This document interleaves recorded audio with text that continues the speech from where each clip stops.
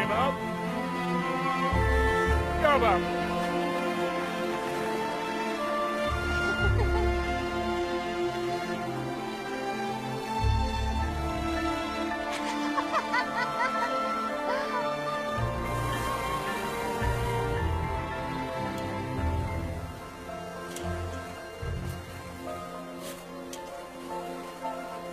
What's that one?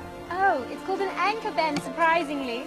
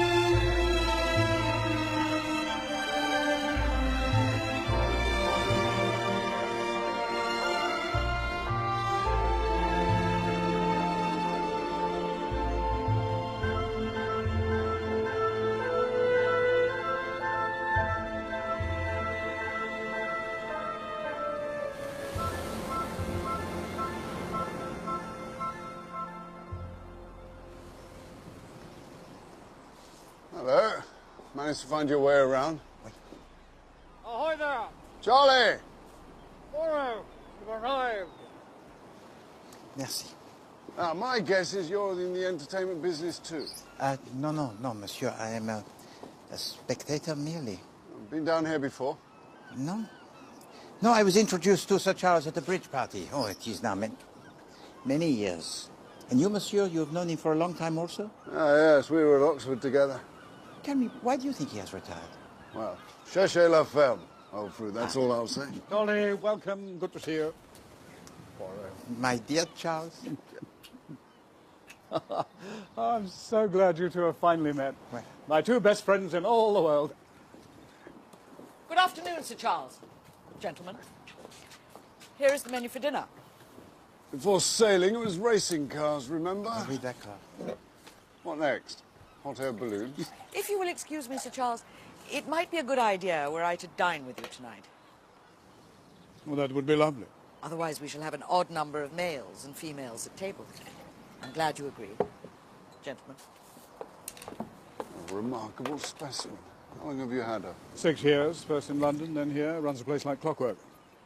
Now the bloody woman wants to leave. She's leaving? Why? She says she has an invalid mother. Sounds unlikely to me. I'd be very surprised if Miss Milray had biological parents at all.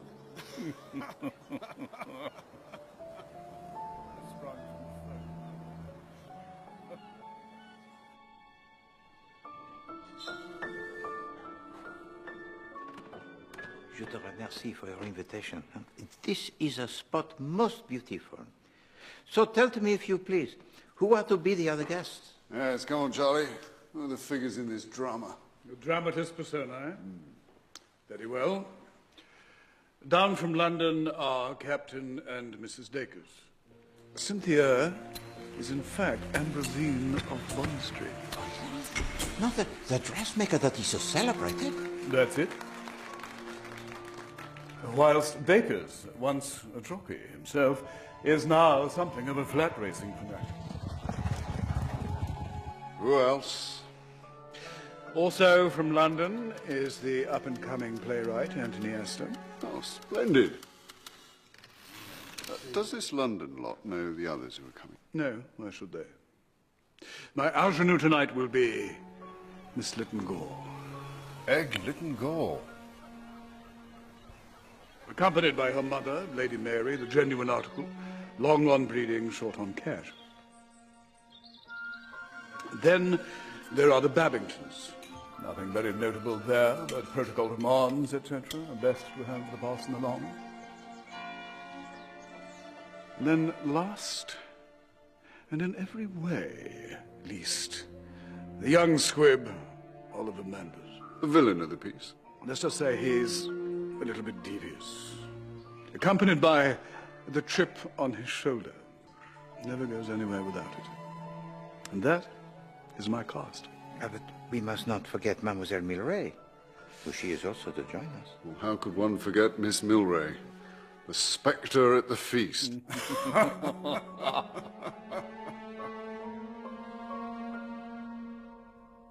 This is, Captain Dacres. And the very beautiful Cynthia Dacres. For many years, madame, I have admired your creations. Formidable. How penetrating of you. Any chance of a drink, old boy? I'm just about to mix some cocktails.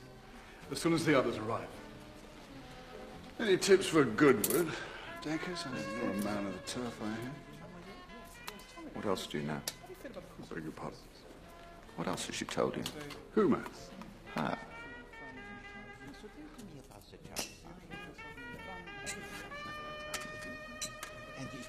Well, I'm not ashamed of my profession, not one bit. There may well be miners and stevedores and so forth whose budget does not stretch to couture. But if any woman is misguided enough to marry one of them, that, as they say, is her lookout.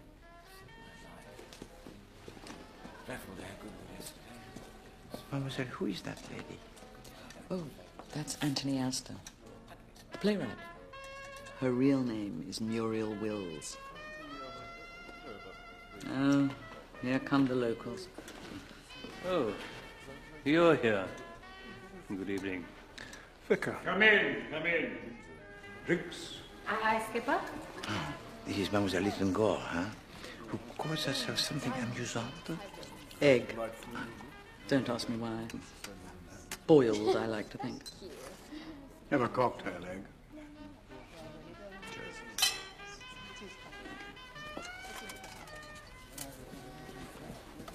I say, Sir Charles, you do know some very reactionary people. People are people. I'm not political. Oliver's not political either.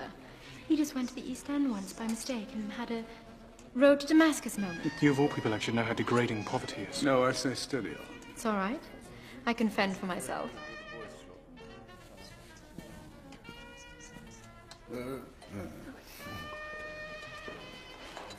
Ooh, do I dare? Oh, go on, Mums. Show Mr. Manders we're not completely ground down by the iron heel of capitalism. I think I might have one too, if my wife permits. May I have my annual drink, Jan? He'll do exactly as he likes, as usual. Do come and meet a friend of mine who is actually a detective. Really? A new one. Tastes slightly, It's a cocktail, Stephen, not a pint of mine. Oh, Mr. Babington! Stephen! What's happened? Is he ill? Out of the way. Stephen, what is It's all right, Dolly. Talk to me. Stephen! No, I'm sorry, he's not. He's dead. What? Oh, my God. Stephen! Stephen, please!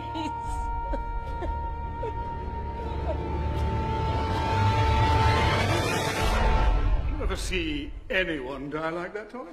I'm a psychologist. I don't see people die much at all. A nerve specialist tries rather hard to keep his patients alive. Something is out of joint. I can't put my finger on it.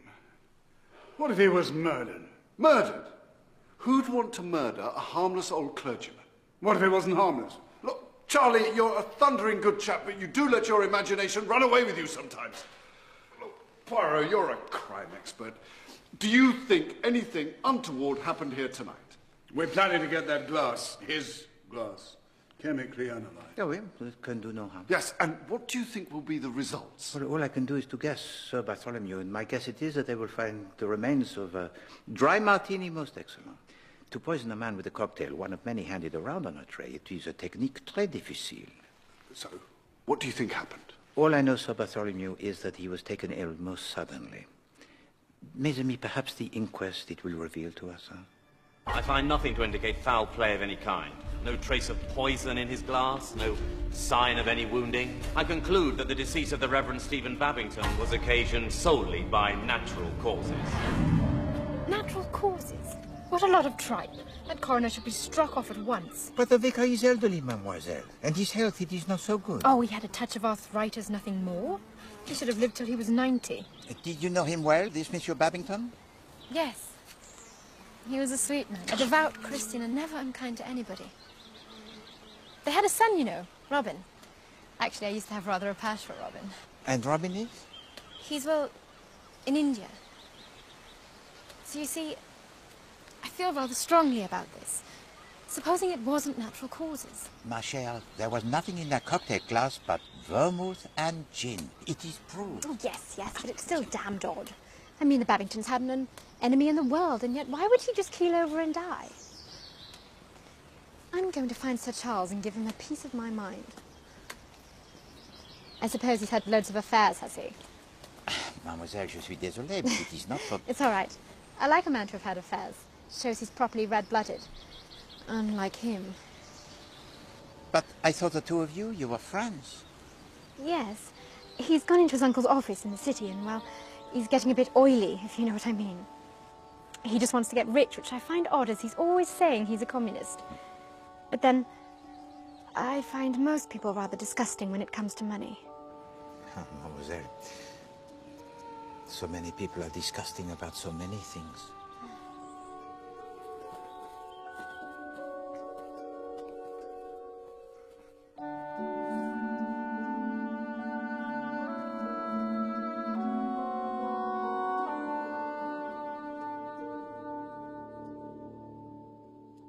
I'm going to say goodnight, Poirot. I've got an early morning train to catch. Will you return to London, Monsieur le Docteur? No, going to Yorkshire. I have a private clinic up there. I hope we meet under better circs next time. Charlie, when you two leave, I shall be quite alone. I'm sure you will find some attractive company. No, I'm an old man, Charlie. Hair grows out of my ears. 15 years ago, perhaps, but now I think I'm deluding myself. Damned nice though she is.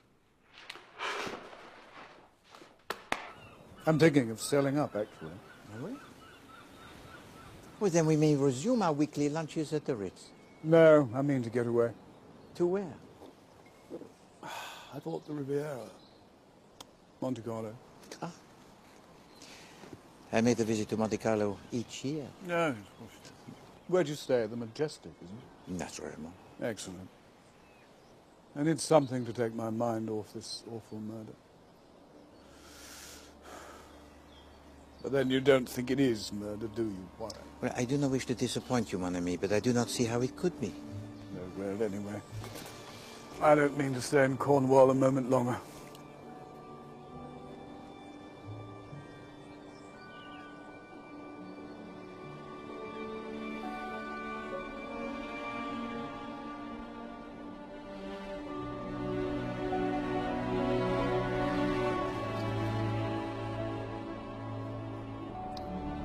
I wish to God I'd never come to the wretched place.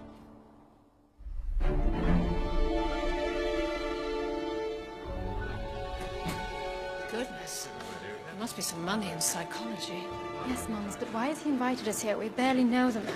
Oh, it takes me back to my younger days. The shooting parties, balls. Of course, not an idiot. Received an invitation, that's all. Good morning, Miss Cynthia. First sign of a white coat, I'm making a dash for it. Welcome. Do come through. Hello, Justin. Thank you so much for inviting me. Straight through.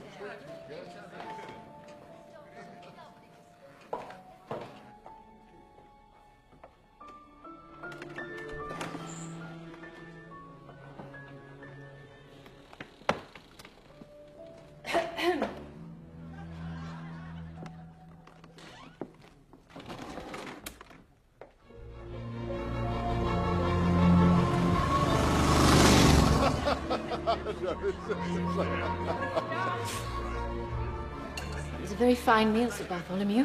One found the meringue especially captivating. You don't stint on the firewater as well, I'm pleased to say.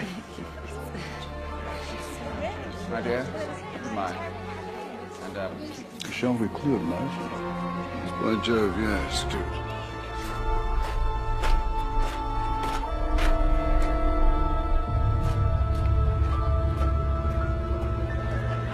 Serve the cheese now, Alice, would you?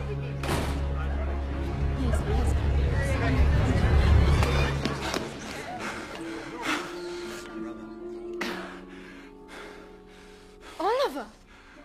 My God, Matters, what happened? Bad smash, I'm afraid. I've been up in Cumberland for the shooting. I was on my way back to London when I lost control of my machine. Bit of luck, I was right outside your house, Sir Bartholomew. I'll say. Shall I pour the port, sir? Yes, thank you. Is this where your sanatorium is? Yes, in the grounds. Oh, tucked away. What caused the crash? I think I had an oil slick. Plowed into your wall. Sorry about the medieval masonry and all that. It's an extremely tall tale, Miss Manners. However, we drink to your miraculous escape.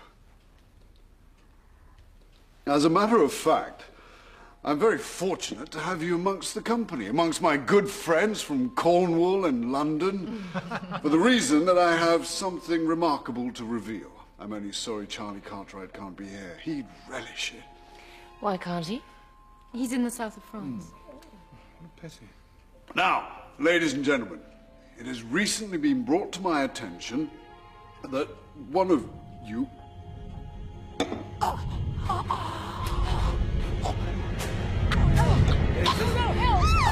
Somebody get some help!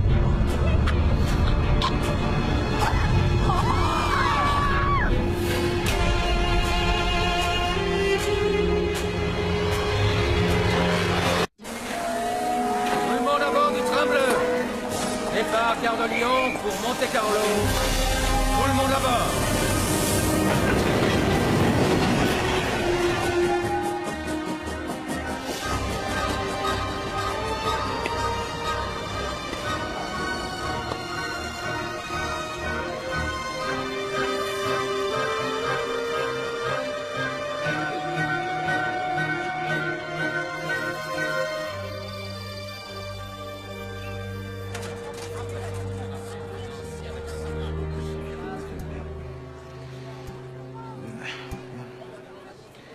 Be cheerful, sir. Our revels now are ended. Jouez avec moi. Non. Jouez avec moi, monsieur. Amuse-toi avec ton volant. Non, non, non, non, madame, s'il vous plaît. Poirot. Ah, Sir Charles, quelle surprise! Thank heavens I found you. Look at this. Oh, yes. We regret to announce the death of Sir Bartholomew Strange, the eminent nerve specialist. His demise occurred suddenly at the end of a dinner party. He was drinking a glass of port when he had a sudden seizure and died before medical aid could be summoned. A glass of port? Now will you take me seriously? We must return to England tout de suite. Dear Sir Charles, I'm so worried. You'll have seen in the papers that Sir Bartholomew is dead. Well, he died in just the same way as poor Mr. Babington. Also, I'm worried about someone else. My friend Oliver. He's acting rather strangely. I can't explain it all in a letter. But you could find out the truth. I know you could. Do come back. Egg.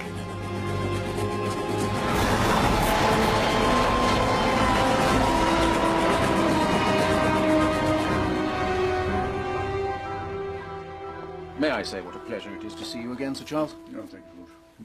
I hope you have enjoyed your time in France. Splendid, thank you. Merci, Georges.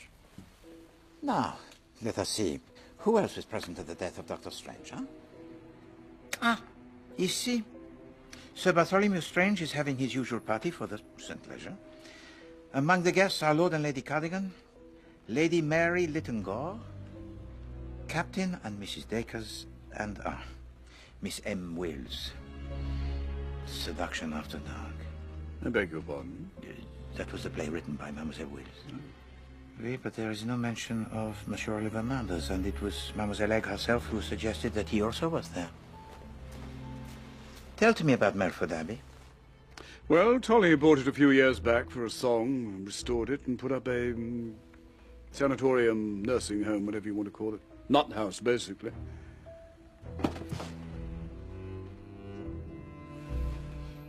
I've got to find out what happened. Someone has murdered my friend. I'd better get off to Yorkshire. I know the Chief Constable quite well. One moment, my friend. In Cornwall, I felt you to be guilty of overstating the case. Because I just found it incredible that such a gentleman who was old and harmless should die a death anything that was but natural. But now we have another death in circumstances very similar. And Hercule Poirot, he must admit an error. And so, if you permit, I myself, Hercule Poirot, will make the investigation, won't we? Hercule Poirot will travel to Yorkshire. It's very handsome of you. Won't it take up your time? What is time in the face of death?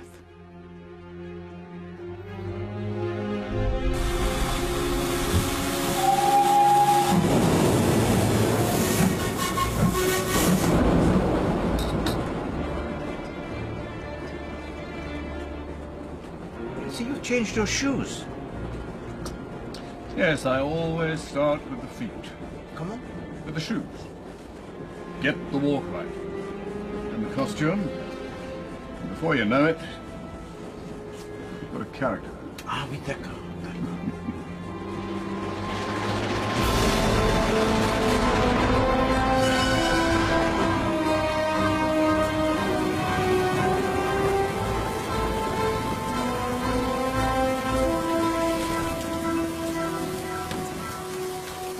Welcome to Yorkshire, gents.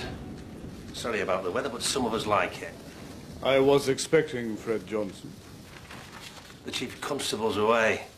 I'm stood in. Name's Crossfield. I may as well say right off, I don't hold with amateurs coming up from London telling me my business. Superintendent, if you permit, we are here because of the death of Bartholomew Strange. Dr. Strange? He was highly spoke of round here. But I'm afraid to say it looks like he were murdered.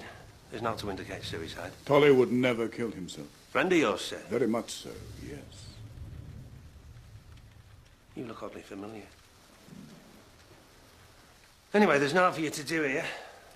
We're pretty sure that the butler's our man. New chap.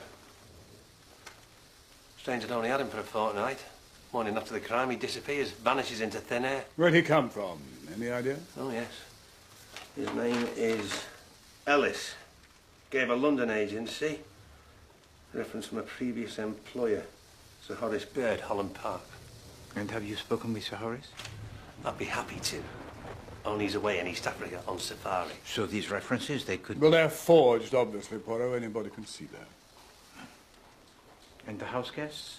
They are to be called as witnesses? We have asked them to stay on, yes. Can we have a look around Melford Abbey? No, you can't. Now, look. I'm very pally with Fred Johnson. We used to play polo together in India. Hang about. Aren't you Sir Charles Cartwright? At your service. Well, why the heck didn't you say so? Hey. I saw you in Lord Aintrey's Dilemma. I did. Yeah, no, I took the wife to London, and she wouldn't see how to tell. It had to be Charles Cartwright in Lord Aintrey's Dilemma. And I remember we queued for hours for the Pall Mall Theatre. But hey, it were worth it. Superintendent, if you please, are you absolutely convinced in your little grey hairs that this Monsieur Ellis is your man? Why else did he bolt? My dear Charles, do you realize that almost every person who was present at your dinner in Cornwall was also present here? Please don't assume that because I'm a thespian, I'm also a bin. Of course I realize. Then, what can we deduce from it? No, it's just that it appears to me that the doctor, he was making an experiment. He must have thought that one of the people in Cornwall was responsible for the crime, and so he has invited them here to Melford Abbey. I wore this as Galbraith of the Yard. Rather authentic, don't you think?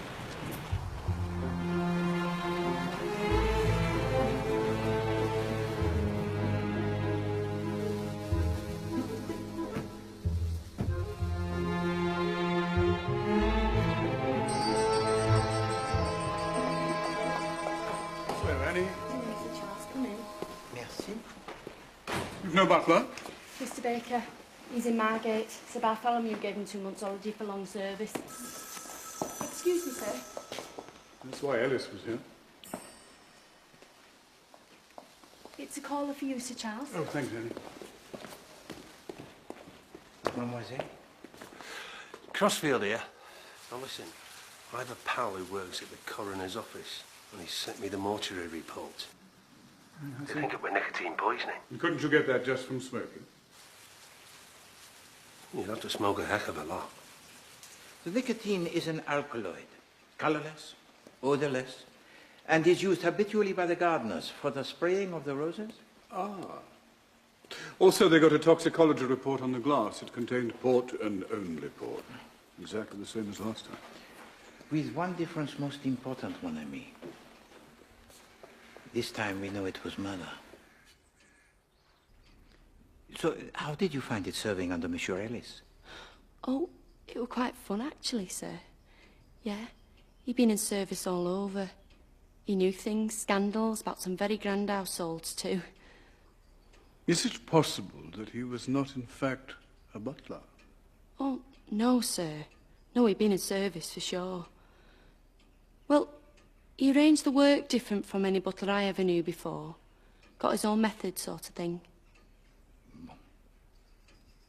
So tell to me, if you please, about the Dr. Strange. On the night that he died, how was his mood? Oh, he were happy, sir. Very jolly. He even larked about with Mr. Ellis, a thing I'd never heard him do with Mr. Baker. Pardon, but what does it mean, he larked about? Mr. Ellis came up with a telephone message, and the doctor asked him if he was sure he got it right. And Mr. Ellis said, quite sure. And the doctor laughed and said, "You're an excellent butler, Ellis." I was that surprised. What was this telephone message? Oh, it was from the sanatorium, about a patient who'd arrived, a Mrs. Rushbridger, or something like that. Well, that'll be them coming back from the inquest.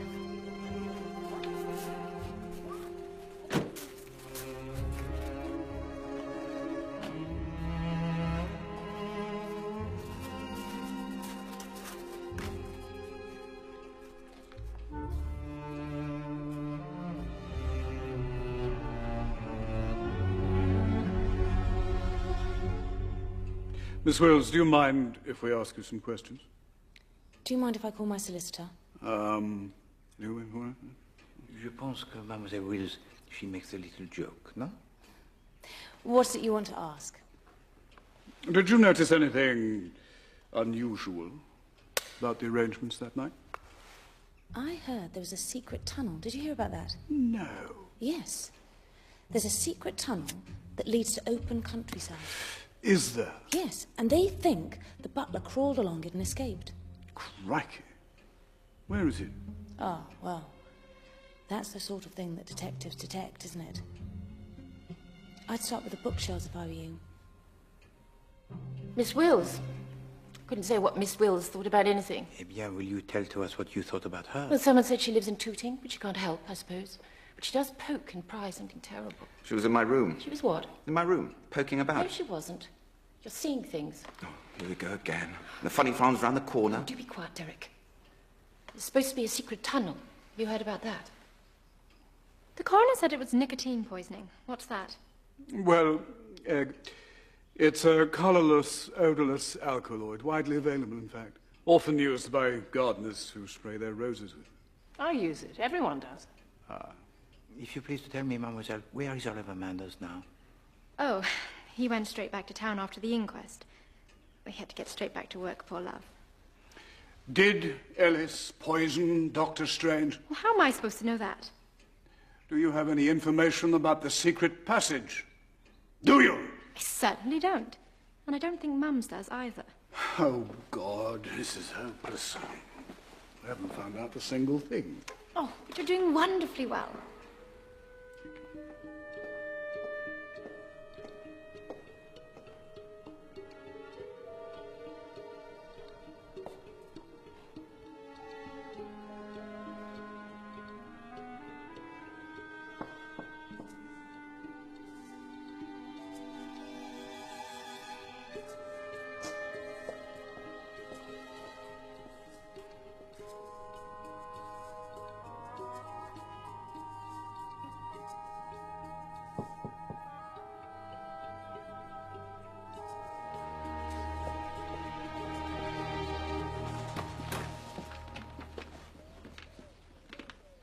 The police have already searched Mr. Ellis's room, sir. Yes, thanks, honey. Merci, mademoiselle. Well, what have we here?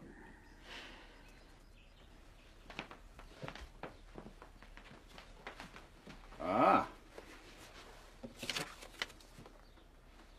He had athlete's foot. Oh. Look. What is that? It's ink. There is something that is decomposing in my mind. Yes, go on. It is simply the way that Sir Bartholomew Strange, he made a joke with his butler, as was told to us by Mademoiselle Annie. It did not seem in keeping with his character. By God, you're right. Tolly would never have spoken to the staff like that. Oh, hello? And when did the incident occur? When Ellis brought the telephone message from the sanatorium. I'll bet there's no such person as Mrs. Rushbridger. I'll bet you it's a coded message.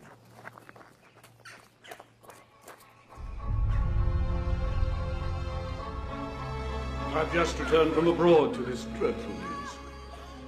I wanted to call in and make sure that everything was shipshape. Dr. Strange was very proud of this place, Matron. Thank you. His experimental treatments are often a great success. Well, yes. I was speaking to a chap in Monte Carlo who has a relation coming here. Mrs. Oh, damn, what was her name? Rushbridge? Mrs. de Rushbridger? Yes. Oh, yes, she arrived. Rather a bad breakdown. Lapses of memory, severe nervous exhaustion. She won't be seeing anyone for a very long time. Oh, dear. Well, thank you so much, Matron.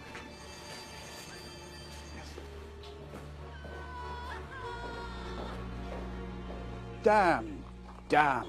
Bloody woman exists. This whole thing's giving me a headache.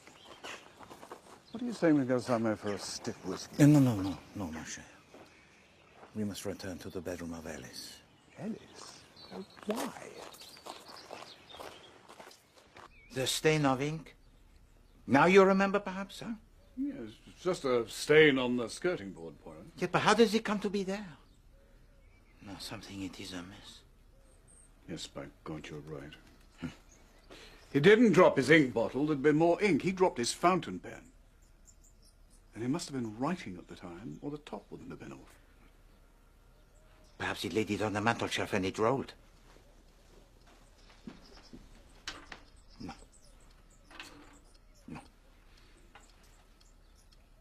You know, in the theatre, we have to examine the internal logic of all our actions. There's this Russian cove called Stanislavski.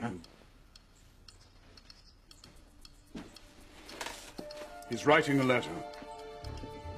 He thinks he hears something. He has to hide the letter. No time to rip up a floorboard. No. Can't burn it. No, because of the cinders, huh?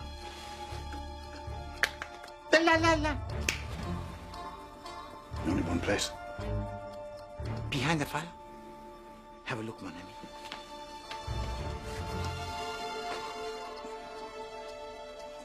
No. Oui? No. Bravo! Excellent! We believe they are letters drafted by the fugitive Ellis. This is to say that the writer does not wish to cause unpleasantness, but John Ellis Butler presents his compliments and will be glad of a short interview touching the tragedy tonight before going to the police with certain information. I am badly in need of money. £1,000 would make all the difference to me, meet me up. So that's it. Blackmail. May I ask who you're telephoning to? Cornwall. The Loomis Police. So Ellis knew something. He was paid to disappear, and that's exactly what he did. The question is, where's he gone? Well, my friend, I am convinced that this Monsieur Ellis, he is dead. That is why there is no trace of him. We are dealing with a maniac that is very dangerous. Oh, my lord.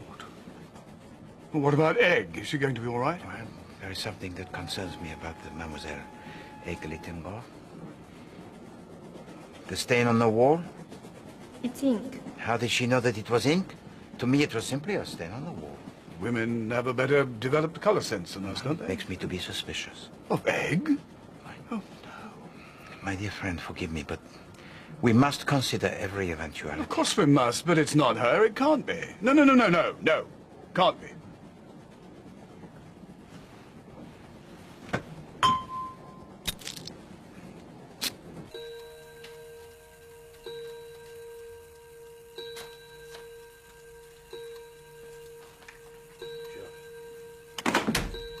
I'm so fatigued. Sir, I'm afraid there are visitors in the drawing room. Visitors in the drawing room? Yes, sir. But it is 11 o'clock at night, George. Indeed it is, sir. It is 11 o'clock at night, therefore we do not have visitors in the drawing room. No, sir. Take this. Of course. No, Mademoiselle Littengore. Call me Egg, for Pete's sake. What is it that you do here? Good evening. Monsieur Oliver? Oliver has something to tell you. Tell him. The motorcycle crash was a stunt, sir. I faked it. Comment? Why did you do such a thing? And do not make me angry, monsieur. I am very fatigued. I was told to do it. By whom? Bartholomew Strange. He wrote to me and told me to fake a crash and arrive about 9:30. But when I got there, he seemed as surprised as everyone else. Well, then 10 minutes later he is poisoned? Yes. And there is no connection? No, I had nothing to do with it.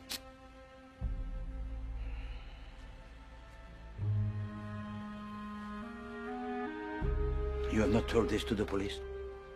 Well, it's going to look a bit windy, isn't it, sir? Why did you obey his instructions? I heard you'd be there. And I knew Charles Cartwright was in France. Oh, Ollie, why are you so wet? Well, I'm nervous. Why I don't bite? I'm mindful of Robin Babington. Don't be ridiculous. Excuse me, what has happened to Robin Babington? Well, Robin fell in love with her too, and she sent him to India. He never came back. Why not? That's enough. He went all mystical, went to live in an ashram or something, totally gaga. He did what he wanted. Did he, or did you drive him away? Did you drive us all away in the end, Egg?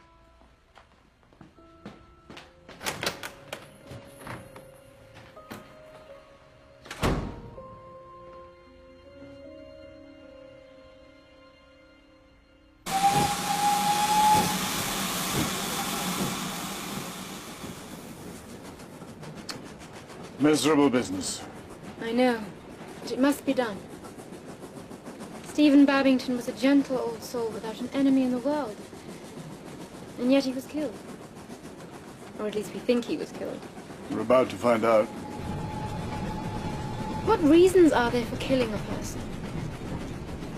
Babington knew something. Babington recognized somebody. And what did he know? Perhaps it was something he didn't know he knew. Perhaps he was the cause and Dr. Strange the effect? Précisément. What? Oh, if we are to believe that the second murder is sprung directly from the first, then it is the first murder that we must investigate. The murder of the Reverend Stephen Babington.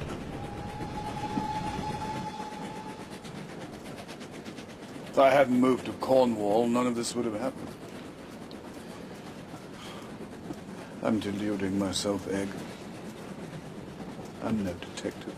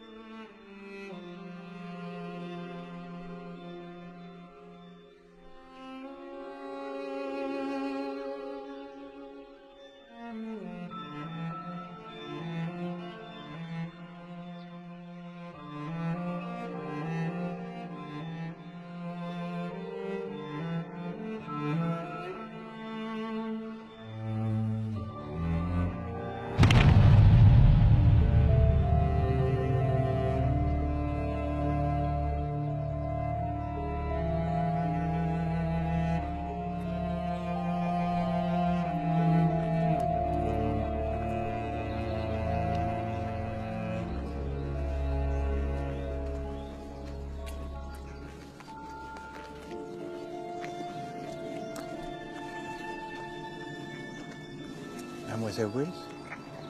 What is it that you do here? Well, I've never seen an exhumation before. Ah, so this is all, how do you say, grist to your mill? Your command of English is really rather wonderful, isn't it?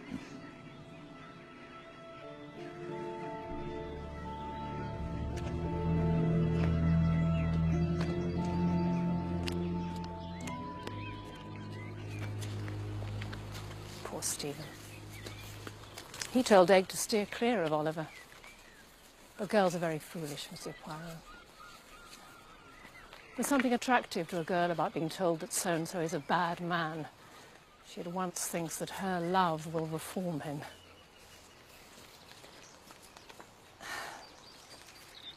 May seem a wicked thing to say, but I was relieved when my husband died, and it was just Egg and I, a little roly-poly baby, trying to stand up, always falling over. Yes, it's a ridiculous nickname. But don't let that deceive you. She's a girl who knows what she wants. On the night that Dr. Strange died, did he appear to be worried about anything? No, he was in high spirits. Seemed to be amused about something. Some private joke. He said he was going to spring a surprise. Sadly, he did.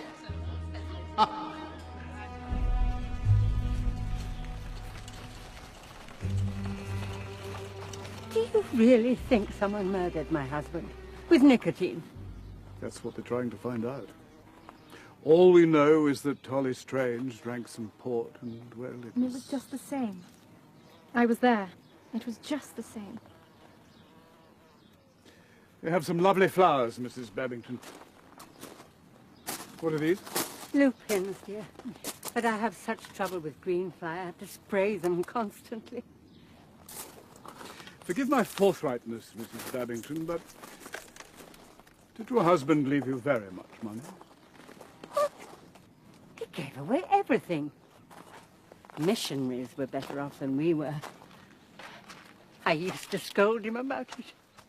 What about when he was younger? Did he have any enemies? Enemies? No. Stephen was my father's curate. We were engaged for 4 years. Then he got a living in Kent, in Gilling, so we were able to get married. We lived in Gilling for 16 years. Then we came to Cornwall. We were happy.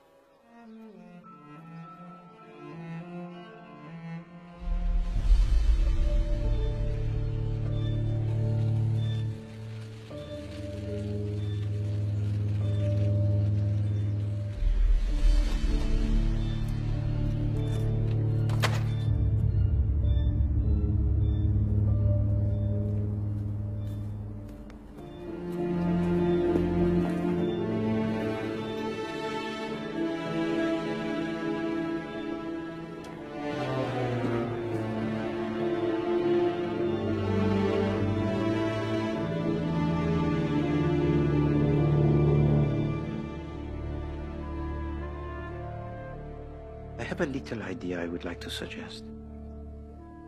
Is it possible that the poison was intended all along for Sir Bartholomew Strange and then the Reverend Babington, he drank it by mistake? No one who knew Tolly at all well would have tried to poison him with a cocktail. Mais pourquoi pas? Because he never drank them. Couldn't stand them. Oui? Bon. May I speak to you the truth? You know, this whole investigation, it has been conducted with great enthusiasm and great skill, but it has yielded very little, and there is danger. Real danger. So now Poirot, he will take charge. We will return to London by the early train. And if you please, mademoiselle, you will make the visit to the showrooms of Ambrosine Limited. Sir Charles will receive his instructions from me. It is the approach classique, you see. The technique of elimination. We eliminate the suspects one by one. We do not scamper around like the puppies.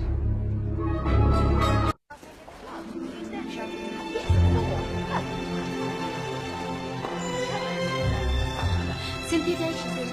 Thank you. Fleur-de-lis on the cuffs. Witty, don't you think? And the waistline is rather penetrating. I shouldn't have it in the red lead colour, though. I should have it in Espanol. And you've come into some money, you say? You have so much personality. You mustn't wear anything ordinary. Have you been back to Cornwall since that party? Oh, my dear, I couldn't. It was too upsetting. No. And you knew the vicar from before, I think I remember him saying. In a place called Gilling in Kent? Oh, no, Marcel, no. I asked for the blue patou. No, I would never go to Kent. Why would I go to Kent? What's Eden, Kent? Perhaps Captain Dacres. Him? No, he never leaves the 72 Club, except to lose money at some stupid race course or other, which we can scarce afford at times like these. Oh, now, look, this is lovely. What did you say your name was again? Egg. Hello, I'm Bacon. You have lovely eyes. Anyone ever mentioned that? Tell me about Reverend Babington. Who? Babington. You knew him, didn't you? In Gilling, wasn't it? Oh, if you say so, my dear. Sorry, just back from Newbury. Had a bit of a poxy day. The funny thing is, I can understand bumping off a doctor for obvious reasons, but I can't understand bumping off a parson. Who'd want to bump off a parson? Who'd want to bump off a doctor? Oh, a lot of people. Doctors are interfering swine. Did Bartholomew Strange... Bartholomew Strange, Bartholomew humbug. I'd like to know what goes on in that sanatorium of his. Nerve cases, very likely. All I know is, doesn't matter what your nerves are like, they lock you in and you never get out. They call it a cure.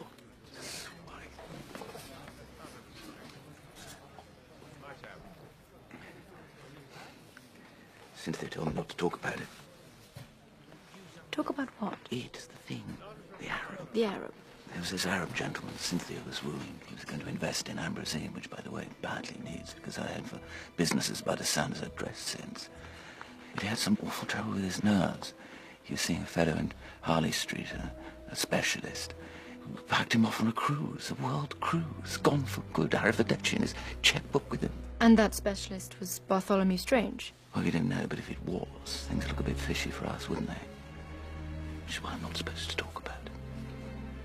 Now, you tell me something. What was that woman doing in my room? What woman? The rabbit face, the playwright. Always poking and prying. I got ferret up a drain pipe, that one. William. Evening Standard! Tourist explanation!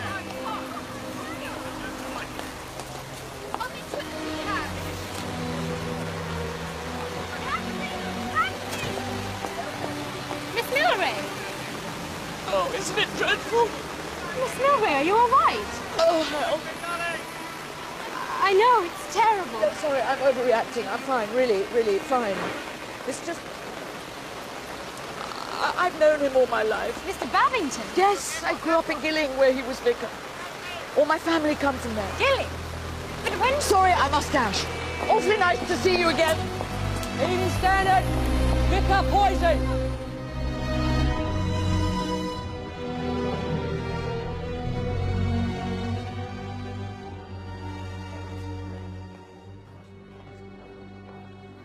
Such a pity you left the profession, Sir Charles. You'd have been perfect in this one. What's it called? Sin in Suburbia. Who's playing my part? Geoffrey Winchester. Oh, God. No. No, it'd be wonderful. I adore Geoffrey. When do you? Next Thursday. Come to the dress rehearsal. Love to. And you, Monsieur Poirot. I like an audience. Bring your friends. Merci beaucoup. Mademoiselle, I would like to ask you something more about the event so terrible at Melford Abbey. Because if there was anything to be noticed, I believe that you, the connoisseur of human nature, you would have noticed it. Grist to my mill. Peut-être. I was intrigued, I admit. I've never seen a murder at close hand before. Actually, there was one thing I suppose I ought to inform the police if truth be known. What was it? Well, it was about the butler, Ellis. What was it? He had a kind of strawberry mark on his right wrist. I noticed it when he poured the port. Ah. No one else mentioned a birthmark. Where exactly was it? It was right here. Roughly the size of half a crown. When you were in Yorkshire, did Sir Bartholomew mention Mrs. de Rushbridger to you? One of his patients suffering from loss of memory? No. But can you tell us anything else at all about any of the other guests? Sorry. Oh, well. Sorry to disturb your rehearsal. Goodbye, Miss Wills. Mademoiselle.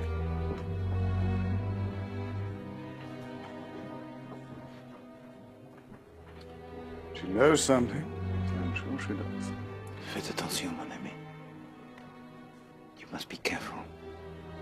It may not be Mademoiselle Wills that we must watch. So, Cynthia Dacres is desperate for money. Possibly Dr. Strange ruined her best chances of getting some. What about Oliver Manders? Does his story ring true? Holly Strange writing him a letter? No, I have the impression that it is not in keeping with the character of Dr. Strange to behave in such a fashion. I'm very suspicious of Oliver Manders. What is his relationship with Mademoiselle Milray? With Milray? He has none. The woman is incapable of relationships. Osmosis, perhaps, not relationships. Now, Oliver Manders was present at both murders, and now he's keeping his head down. Is there a link between Manders and Miss Wills? I do not believe so. So, what are we going to do?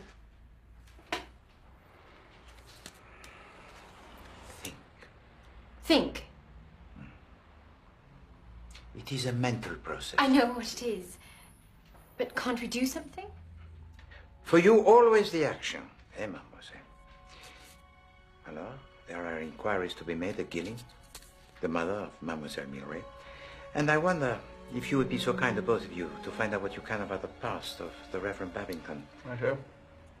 In the meantime, I will make the preparations for my sherry party. A sherry party?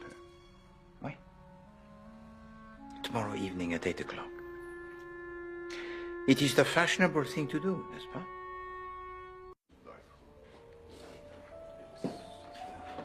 Ah, mesdames, messieurs, un moment, s'il vous plaît. Let us have no talk of murders and poisons because it spoils the palate. Huh? Sir Charles? Take Poirot. Take a pause. Cynthia, charming dress. Thank you. Why'd you bring me to these awful places? It's how I pick up custom. Like you picked up the Arab, like you picked up Sir Charles. Keep your filthy insinuations to yourself. To marry an older man, I think it's safer. His follies are behind him, not as with younger fellows still to come. I wish that I shared your certainty, Mama. But we have been so badly off. I want to to see people, places, great cities, great art. Don't know how you put up with it. What do you mean? Him barging in like that. Excuse him. He's a has-been. A washout. A flop. Gains more maturity to 70. You're right. Monsieur Oliver, I wish to ask you something. The letter you received from Dr. Strange, the invitation to, how do you say, gate crash the party. Where is it? Oh, I burnt it. But why? Well, after he was killed, I thought it would incriminate me. The police didn't even notice me. And tell me, if you please, what is it that prevents you from proposing to Mademoiselle Lake? I haven't any money. Can't you see? Yes, to you. You've changed my life. Sometimes I feel like I'm bad luck. Like a bad penny. No, don't be absurd. Poirot, off to Gilling tomorrow? No, wait. But Mademoiselle Milray, where is she? She is not here. I'm sure that I invited her. Good health and God save the king. I'll have another sherry, chum. Ah, the sherry. I prefer it to the cocktail and 1,000 times to the whiskey. Or the whiskey killer. But the delicate wines of France, you have to merely to taste these. Charles. Charles! Oh, God! Grief. Charles, no. Not you, Charles.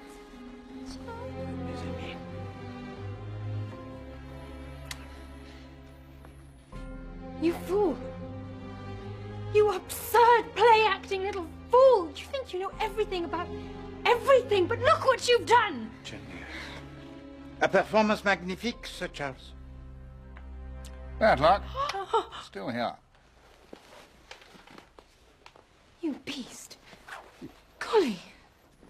But why? Monsieur, Madame, I demand pardon of you all. This little farce, it was necessary to prove to you and also to me one little fact that my reason told me it was true. I placed into one of these glasses a teaspoon of the plain water. This water was to represent the pure nicotine. And I asked Sir Charles to play the victim here tonight. Sir Charles, superb. But suppose for one moment that this was not a farce, that it was a real life. What do you think the police will be the first thing they will do? Huh? They'll analyze the glass. They will analyze the glass, and traces of the nicotine will be found. Why? No, you make the error. No nicotine will be found. Why not? Because that is not the glass from which Sir Charles he drank. This is. The theory of the conjuring trick, mes amis, it is very simple. The attention can never be in two places at the same time. While you were looking at the body, Hercule Poirot, he switches the glass. And this is how both of the murders were hidden so expertly. Alors faites attention. I demand that you listen to me most attentively. This murderer may strike again. If any one of you knows anything at all, now it is the time to speak.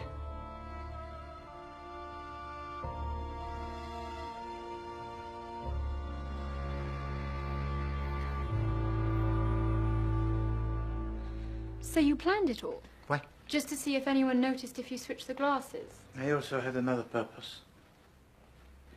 When Sir Charles, he fell dead, I wished to see the expression on the face of one person in particular.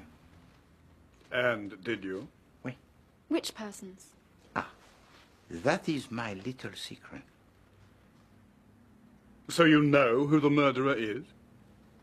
Oui. Then have them arrested. I cannot. Because until I know why Stephen Babington was murdered, I have no proof at all. And I do not know why. Excuse me, sir. Telegram.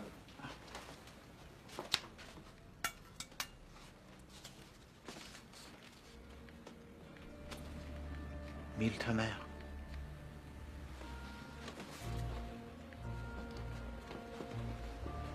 Please come at once, can give valuable information.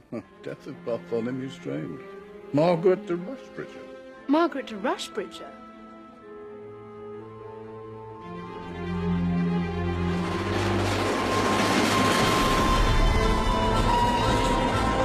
Merci. Good luck. Let's change it on Costa. Keep.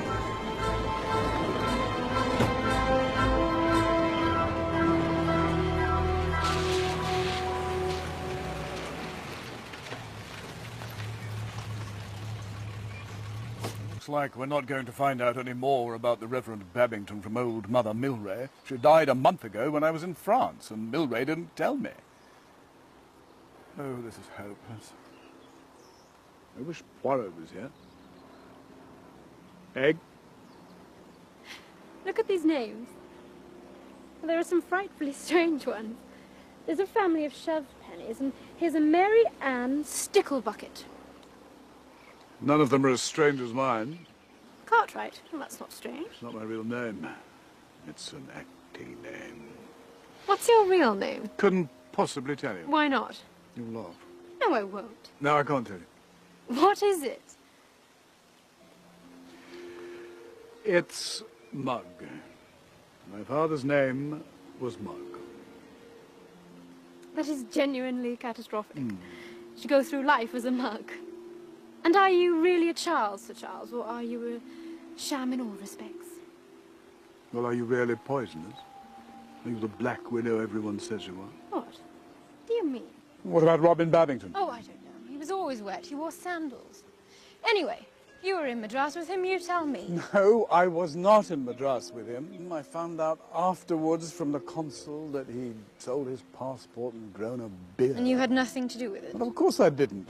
And what about Oliver Manders? Are you trying to implicate him in these murders? Because Oliver couldn't kill anyone. What are you up to? Trying to clear the field for yourself? See off the opposition? No, of course I'm not. I love you, Egg, and I would very much like to marry you. I just haven't found the courage to ask you. So you mean you've just been dithering? Well, yes.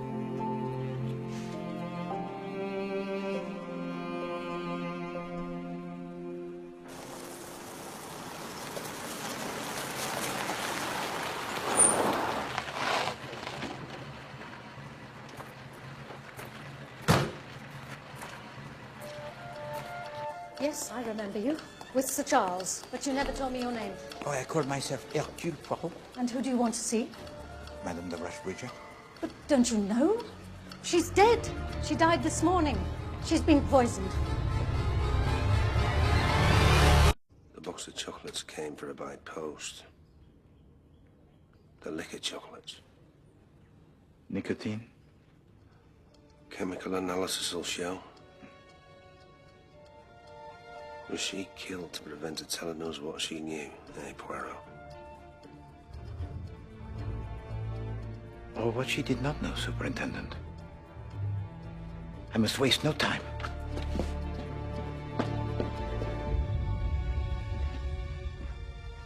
A lad from Melford Village says he was given a telegram by a tramp. A tramp? Aye.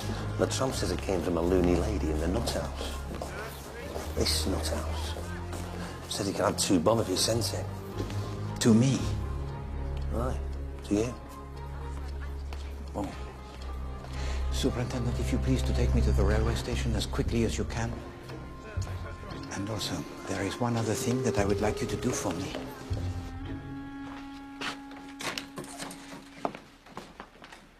Merci, Georges. Sir Charles telephoned from his Belgravia residence, sir. He's concerned that Miss Wills has gone missing. He motored out to Tooting for the purpose of a further interview, but when he got there, she was nowhere to be found.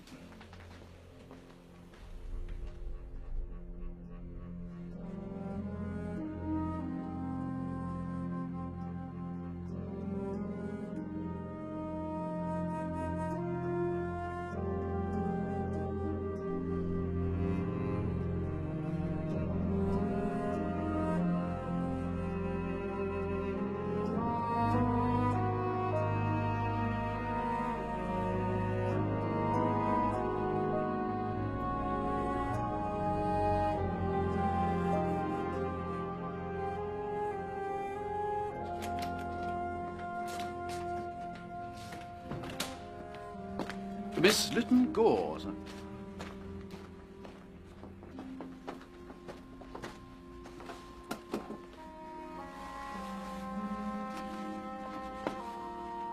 Merci, Georges. Monsieur Poirot will see you now, miss. Mademoiselle, s'il vous plaît. Good heavens, what are you doing? Alors, I find that the building of the House of Cards is most stimulating to my little grey cells. And so whilst I was in the railway station in Yorkshire, I purchased this pack of cards. But these aren't real cards. No? Well, they've sold you happy families. It's a children's game. I haven't seen these in years. Master Bun the baker's son, Mr. Grits the grocer. Oh, and here's me. You? Mrs. Mugg, the milkman's wife. For I am to be Mrs. Mugg, Poirot, when I marry Sir Charles Cartwright. For that is his real name. Oh, wish me happiness. I've just told you I'm engaged to be married. Oh, pardon, wait. But I do wish you happiness, mademoiselle. But not the brief happiness of youth. But the happiness that endures, happiness that is built upon the rock. I'll tell Charles you called him a rock. He'll think you're referring to his acting. God, they're paranoid, aren't they? We think it's Miss Wills, by the way, the murderer. Pourquoi? Well, because she's gone missing and she's creepy. And the funny thing is, we're going to see a dress rehearsal of her play tomorrow. But will she be there? Will she show up? I'm so excited. I've never been to a rehearsal before. And Charles says he'll take me backstage. Sacré. Poirot? Poirot. has been blind. Blind? Are you coming? To the theatre? Oh, but of course, and I shall bring everyone. Everyone must come. Oh, do! It's going to be fabulous. I shall round up the audience, but immediately.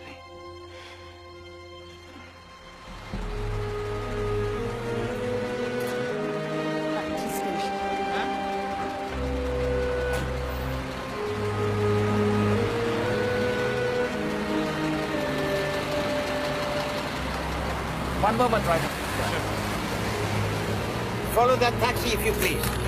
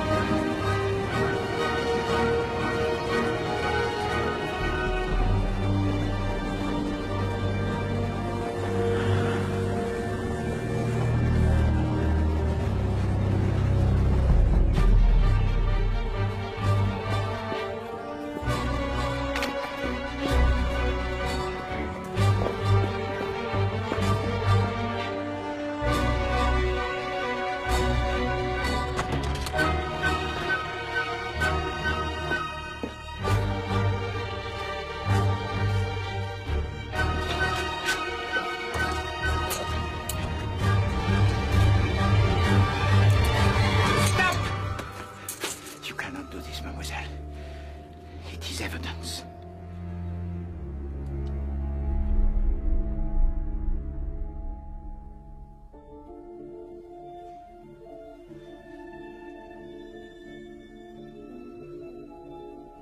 It's so exciting. It's only Jeff Winchester egg. Don't expect fireworks.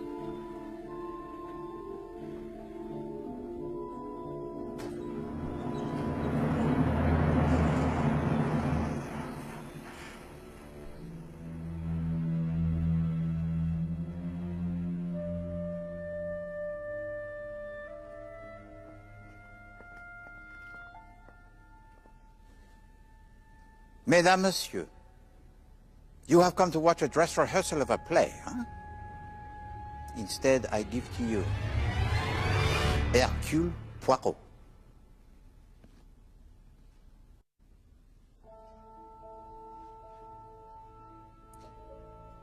When the Reverend Stephen Babington died, Sir Charles advanced the theory that he had been murdered. I did not think it likely. Stephen! Stephen, please! I could not figure to myself why Stephen Babington should be murdered. Never mind how, as there was no trace of poison in his glass. Until 24 hours ago, when I saw that this murder was both reasonable and possible. Who had the opportunity to poison the cocktail of the Reverend Stephen Babington? Only Sir Charles and his serving maid, who handed around the drinks. But were either of these two at Melford Abbey? No, no, they were not so. They could be eliminated from being suspects very swiftly. So who had the best chance to put the nicotine in the glass of Dr. Bartholomew Strange at Melford? The butler Ellis, who disappeared. But he, we knew, was a blackmailer merely. But then I was visited by a sensation curieux, eh? Très curieux. I was certain that the person who committed both of the crimes must have been present on both occasions. Well, that was obvious. But it appeared to me that this obviousness was an arranged obviousness. In other words, it was too obvious and therefore not obvious at all. I was certain that the person who murdered the Reverend Stephen Babington and Dr. Bartholomew Strange must have been present on both occasions, but not apparently so. And so I am forced to investigate once again this butler so mysterious, this Monsieur Ellis.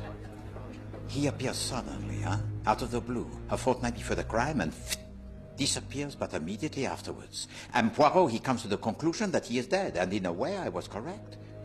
I recalled the remarks made about him by the parlour maid at Melford, Mademoiselle Annie. Well, he arranged the work different from any butler I ever knew before. Got his own method, sort of thing. And eventually Poirot, he came to realize why. Alors, this butler, Monsieur Ellis, was indeed dead. Why? Because he never ever existed. But Dr. Bartholomew Strange was another matter. He must have known the true identity of his temporary servant. Do we have any evidence for this, don't we? His remark, facetious. You're an excellent butler, Ellis. Said as the joke, huh? But as told to us by Mademoiselle Annie, the lark. And it would have been a lark perfectly understandable if the doctor had known the butler. It would have been a lark totally understandable if the butler was indeed Sir Charles Cartwright, his old friend. And the doctor had known of this all along. Serve the cheese now, Ellis, would you? And then we'll... I say, what's this? Oliver! I'll say. Shall I fill the porch? Yes, thank you. Is this where your sanatorium is? It has recently come to my attention that one of you...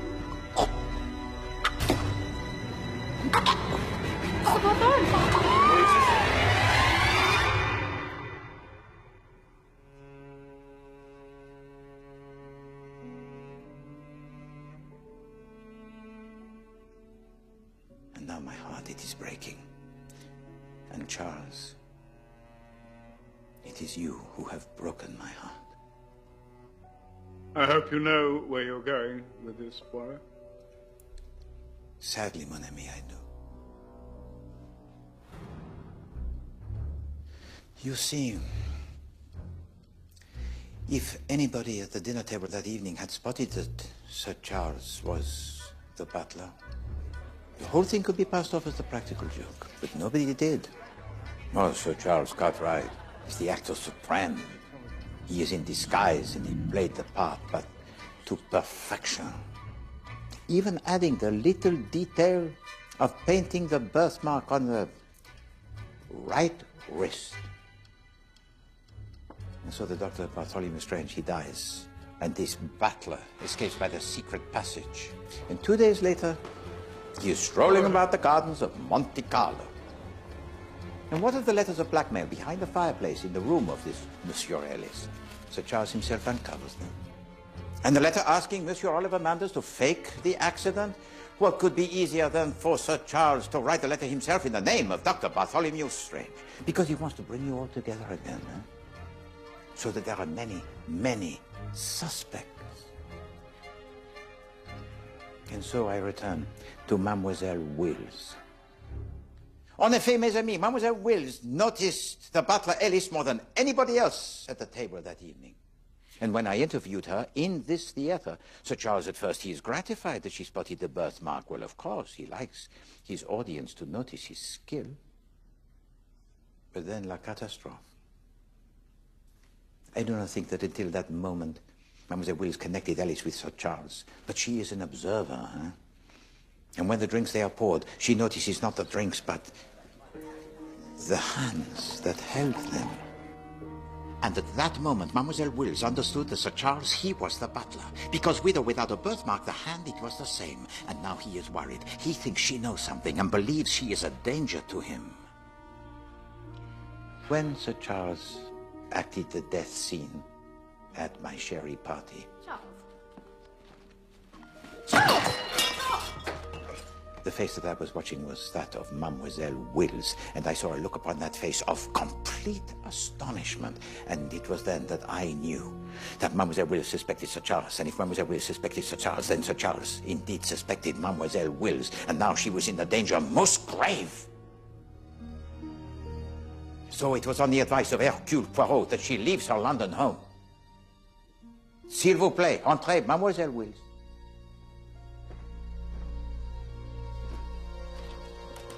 S'il vous plaît, asseyez-vous. And she was wise so to do, huh? Because the following evening, Sir Charles, he drives to Tooting to dispose of the one person he feared could expose him, Mademoiselle Wills. And now we come to murder victim number 3, Madame de Rushbridger. How does she fit into the puzzle? It is my belief that on the day of the sherry party given by me, Hercule Poirot, Sir Charles Cartwright rises early that morning, perhaps even at dawn, to make the long journey to Yorkshire, where he disguises himself as a tramp, gives to a small boy the telegram addressed to me, Hercule Poirot, at Whitehaven Mansions, ostensibly from Madame de Rushbridger. When on my one and only visit to the sanatorium with Sir Charles, I had never even mentioned my name. And why does he do this? Because he needs Poirot out of the way. Oh, brother, one other thing. He even posted a box of chocolates to this poor woman who knew nothing. In fact, she would tell to Poirot that she knows nothing, nothing at all. How could she? She was a decoy merely. And it is for this simple reason that she is dead.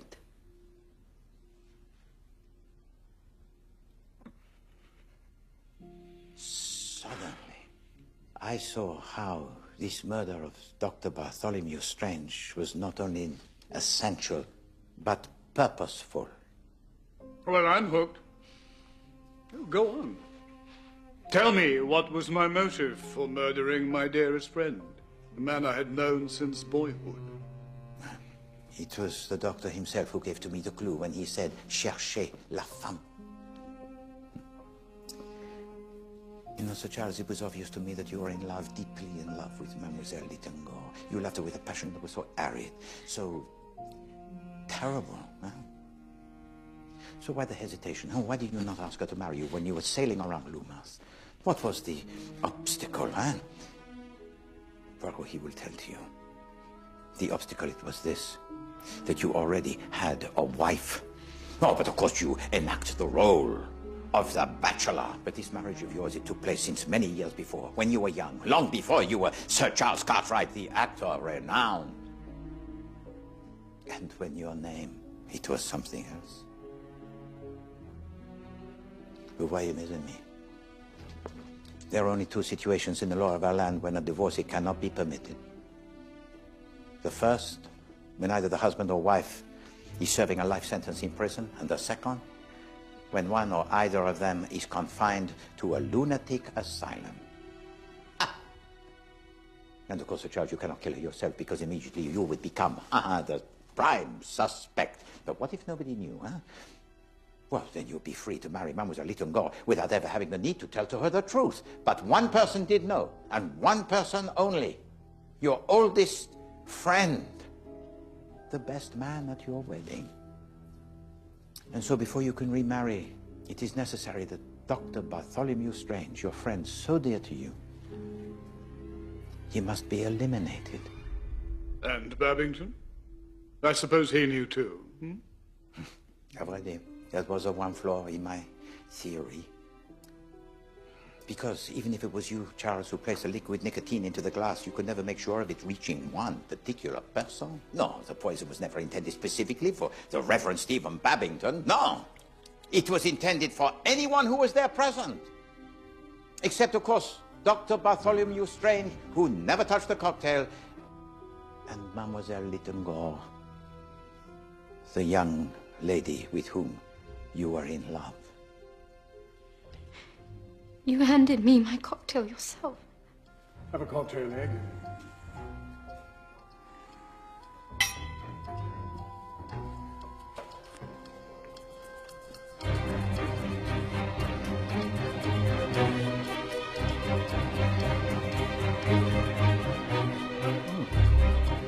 This tastes slightly. The murder of the Reverend Stephen Babington was nothing more nor less than a dress rehearsal. Sir Charles, he is the actor. He rehearses the murder before he commits it. And the rehearsal, it goes well. Stephen Babington, he dies. And foul play, it is not suspected, not even by Hercule Poirot, which is why, of course, I was invited to go to Loomis, because if Poirot suspects nothing, nor indeed will anyone else. Et enfin, Mademoiselle Milleray, You knew that your employer conducted the chemical experiments in the tower in the wood. In fact, it was you who paid the bills for the solution for the spraying of the roses. But you knew he was no gardener. And when you read about the death of the Reverend Stephen Babington, that he was poisoned by this very same solution, you did not know what to do. You had known the Reverend Babington since you were a little girl. But now you are in love, with your employer, who is so fascinating. But when you heard about the death of Madame de Rushbridger, you decided that enough, it was enough. So you traveled all the way to Cornwall to destroy the apparatus in the tower, to protect the man who you love. But Poirot, he has prevented you. Superintendent, if you please.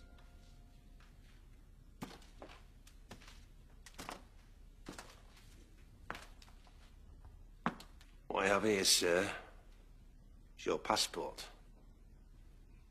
We know exactly when you went to France. And I have here a note that proves that in the Haverton Asylum in Essex, there is a lady by the name of Gladys Mary Mugg, 58 years of age, who is your lawful wedded wife.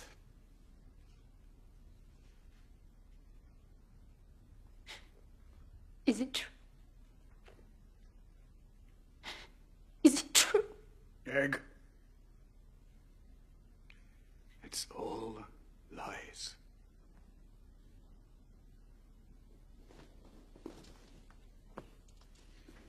It is true, mademoiselle.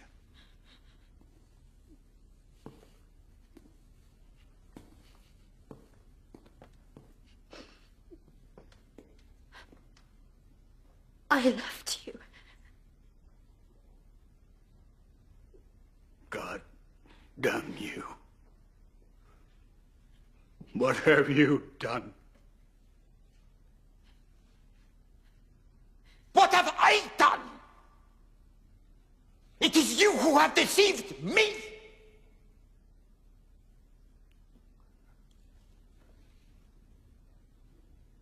These last 2 days, they have not been genial. You are deranged, monsieur. Deranged.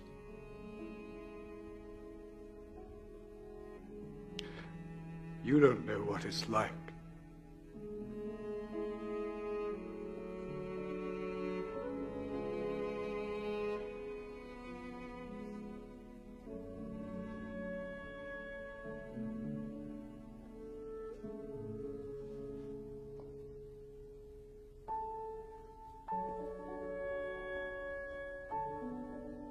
People think you're so happy, so glamorous.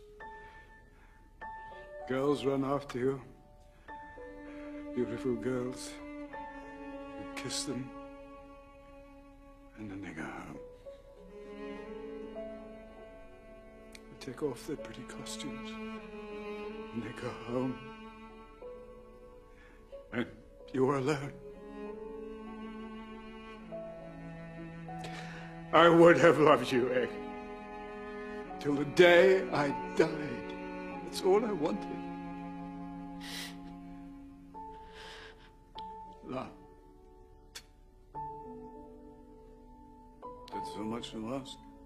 It's not enough to kill 3 people for. My friend. Your revels now are ended. Oh well. Damn you.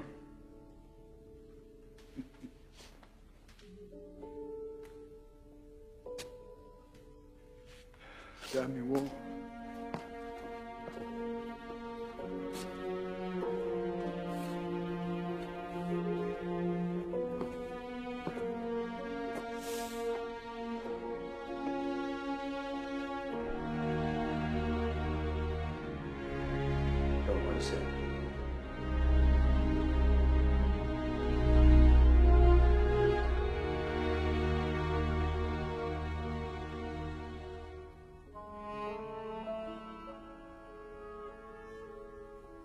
Monsieur Malthus, I think now is the time to take home the Lady Mary and Mademoiselle. Yes, sir, of course. You will look after her now. I shall.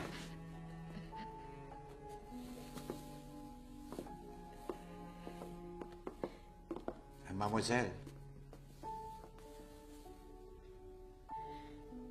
you fall down, huh? But you will get up again.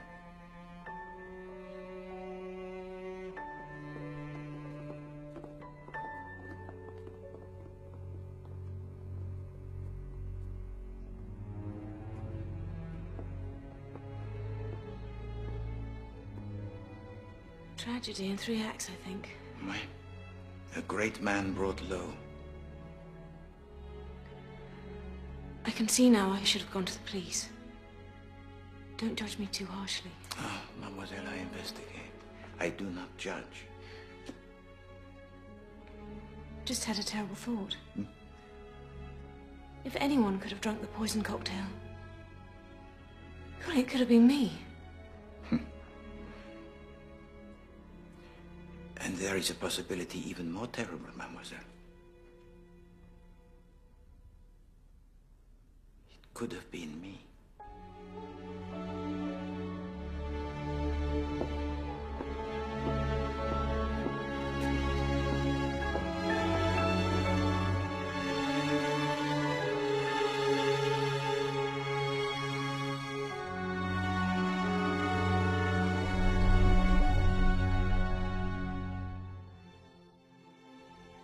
We have a female victim, aged between 20 and 30, naked but with nothing to identify her.